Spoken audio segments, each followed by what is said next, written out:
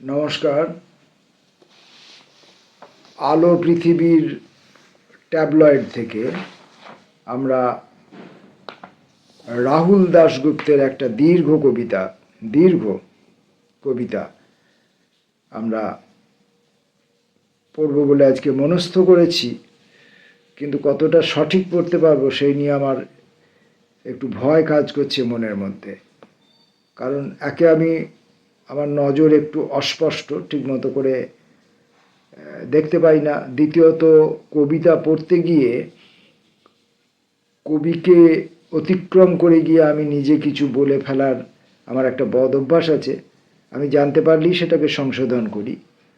আর তৃতীয়ত এবং মুখ্য কারণ, যেটা বইয়ের ভেতরে, মানে এই ট্যাবলয়েডের ভেতরে যে অলঙ্করণ আছে, কালো ছবির ওপরে কালো অক্ষরে রাহুল দাশগুপ্তের কবিতাটি মুদ্রিত আছে। সেটি খুব কাছ থেকে না দেখলে এবং স্পষ্ট করে না দেখলে পড়াটা একটু অসুবিধে। একান্ত নিজে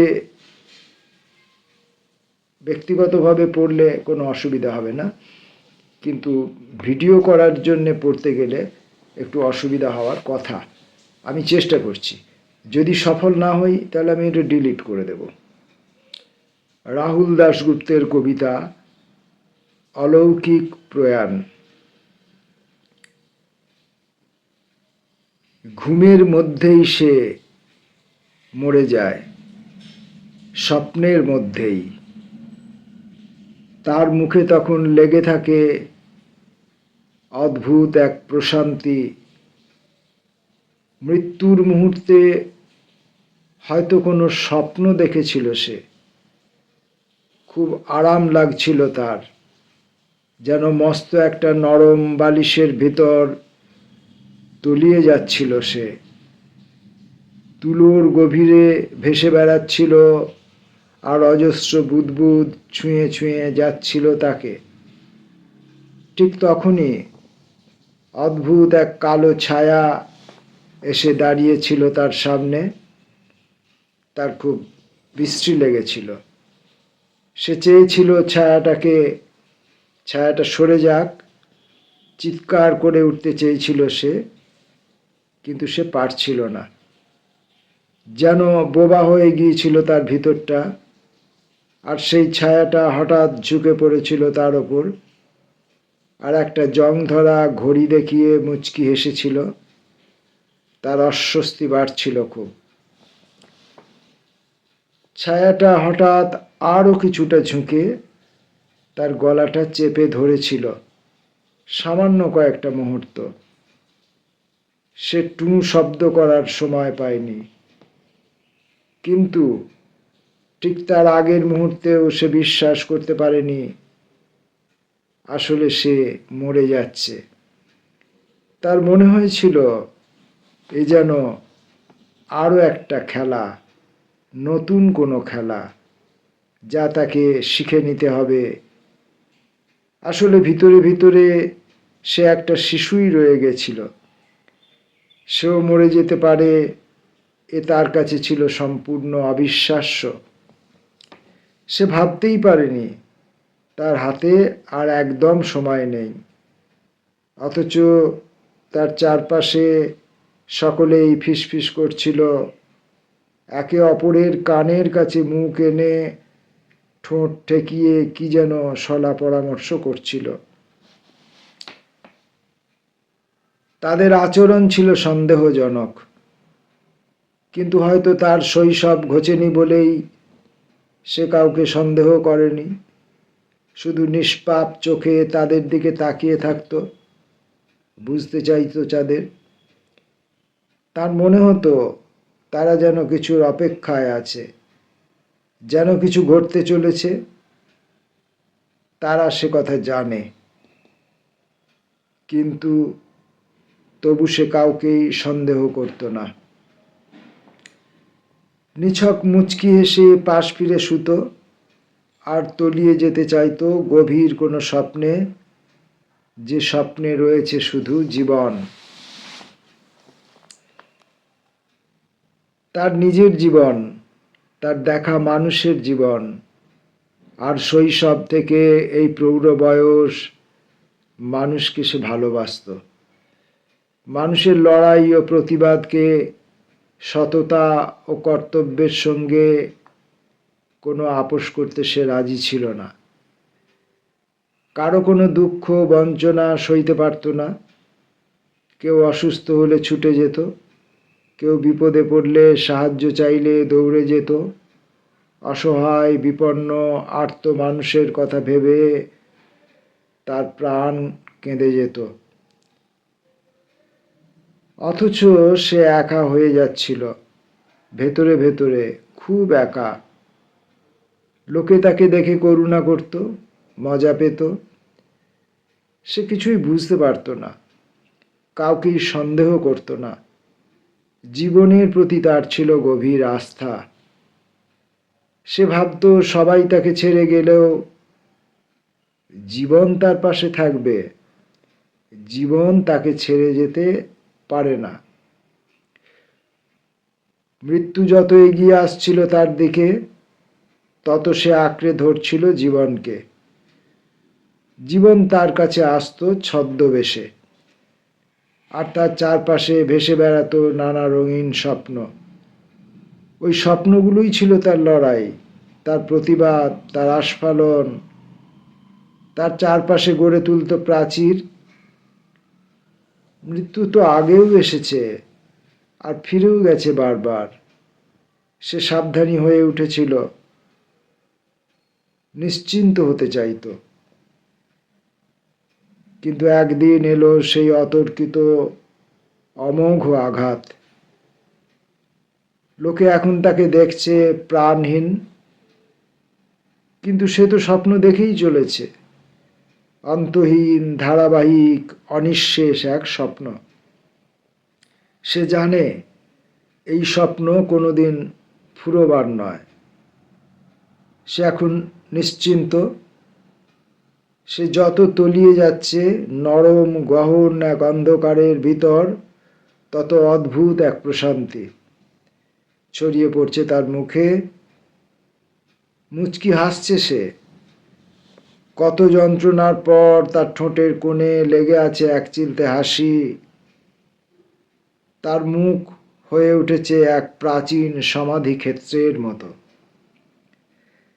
এখন সে হেসেই যাবে, এখন সে স্বপ্ন দেখেই যাবে। এখন আর কেউ তাকে বিরক্ত করতে পারবে না। এখন আর সে কারো পরোয়াও করে না। তার চারপাশে এখন কাচের দেওয়াল। তার চারপাশে আশ্চর্য এক শীতলতা, মৃদু বাতাসের ঝাপটা। লোকে তার দিকে বিস্ময়ে তাকিয়ে আছে। কত যন্ত্রণা পেয়েছে সে, কত যন্ত্রণা! একজন মানুষ এত যন্ত্রণা সইতে পারে? অথচ কত শান্তভাবে সে সমস্ত যন্ত্রণা সহ্য করেছে, এমনকি চলে যাওয়ার আগেও। তার দাবি ছিল অতি সামান্য, একটা বিছানা চেয়েছিল সে, যে বিছানাটা থাকবে জানালার পাশে। সেই জানালা দিয়ে এসে দেখে যাবে জীবন। এখন জীবন দেখে চলেছে তাকে, তার নিথর দেহকে। কেউ কেউ মুখ টিপে হাসছে। নিছক একজন বাতিল মানুষকে দেখে কারো বা চোখে জল। তারা জানে একজন দুর্লভ মানুষ চলে গেল। সে কারো দিকে তাকিয়ে নেই, শুধু একটার পর একটা স্বপ্ন আছড়ে পড়ছে তার ওপর।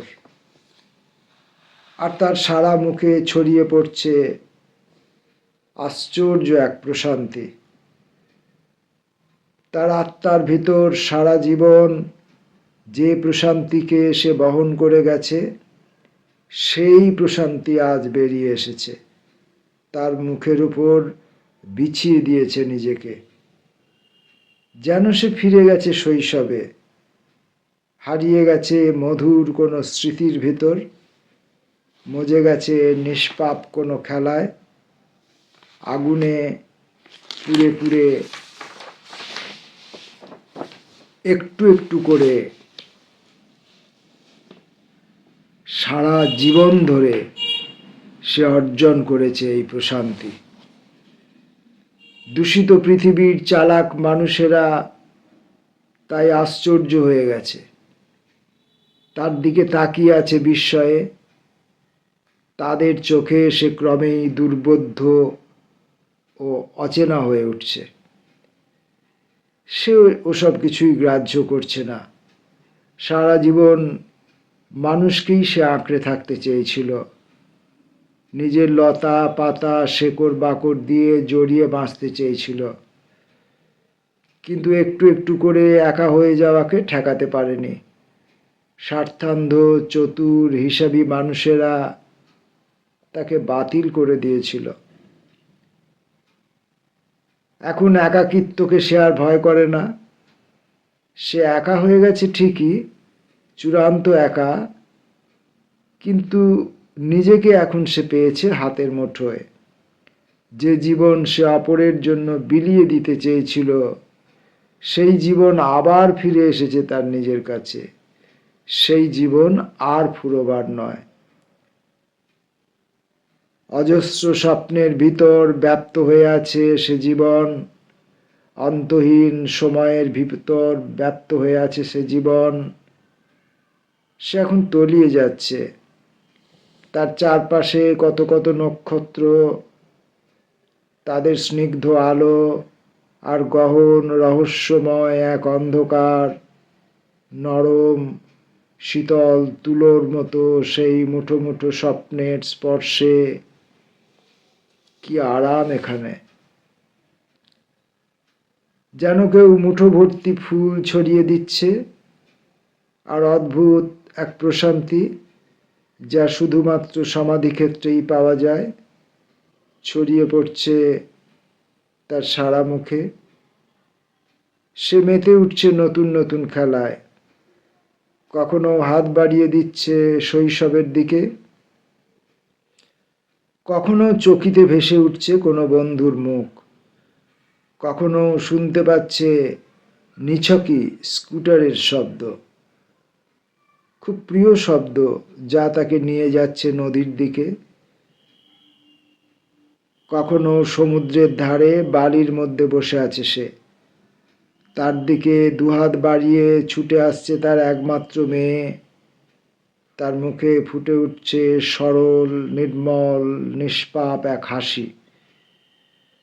কখনো বা পাহাড়ের গায়ে জমে থাকা বরফের দিকে তাকিয়ে সে ভাবছে, ওই তো জীবন, ওখানেই তো বারবার সে হারিয়ে যেতে চেয়েছে। হারিয়ে যেতে চেয়েছে মানুষের মিছিলে, সরল সুন্দর মানবিক সব কিছুই তাকে আকর্ষণ করেছে চুম্বকের মতো। জীবনের ভেতর থেকেও এক অতি জীবনের ভিতর সে বাস করে গিয়েছে। জীবন ফুরিয়ে এলেও সেই অতি জীবনের ভিতর এখনো সে ঘুরপাক খেয়ে চলেছে।